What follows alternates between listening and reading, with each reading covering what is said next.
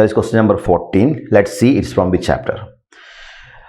Figure കാണുമ്പോൾ തന്നെ മനസ്സിലായി it is from oscillation.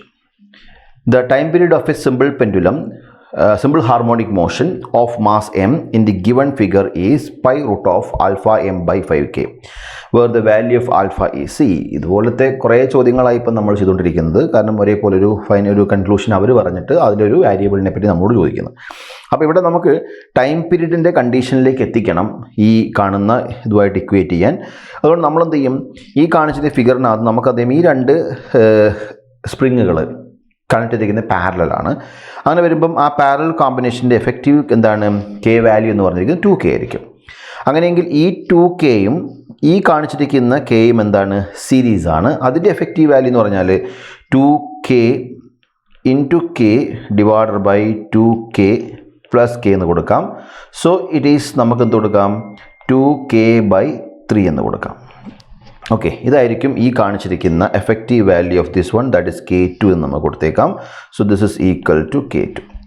ഇനി ഈ കാണിച്ചിരിക്കുന്ന സ്പ്രിങ്ങിന് ഞാൻ k1 എന്ന് കൊടുത്താൽ ഈ k1 ആൻഡ് k2 ആർ എന്താണ്, പാരലാണ്.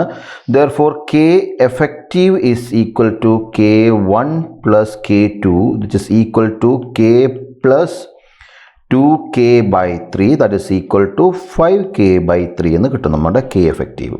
ഇനി നമുക്ക് വലിയ ബുദ്ധിമുട്ടില്ല. ഇനി നേരെ ടൈം പീരീഡ് ഇക്വേഷൻ എഴുതി t is equal to നമുക്ക് എന്ത് കൊടുത്തേക്കാം, 2π റൂട്ട് m/k എന്ന് കൊടുത്തേക്കാം, m/k എഫക്റ്റീവ് എന്ന് കൊടുത്തേക്കാം. അങ്ങനെയാണെങ്കിൽ 2π ഇൻറ്റു റൂട്ട് ഓഫ് m എന്ന് പറഞ്ഞിരിക്കുന്ന value m divide by k എഫക്റ്റീവിന് നമുക്ക് 5k/3 എന്ന് കൊടുത്തേക്കാം. ഈ 3നെ നമുക്ക് ന്യൂമറേറ്റർ എടുത്തു, പൈനെ നമ്മളവിടെ നിർത്തി, ആ 2നെയും നമ്മൾ എന്ത് ചെയ്തു, റൂട്ടിനെടുത്തെടുത്തു. അപ്പോൾ നമുക്കത് 4 വരും. 4 × 2 = 12, m ഡിവൈഡഡ് ബൈ നമുക്ക് എന്ത് കിട്ടും, 5k എന്ന് കിട്ടും.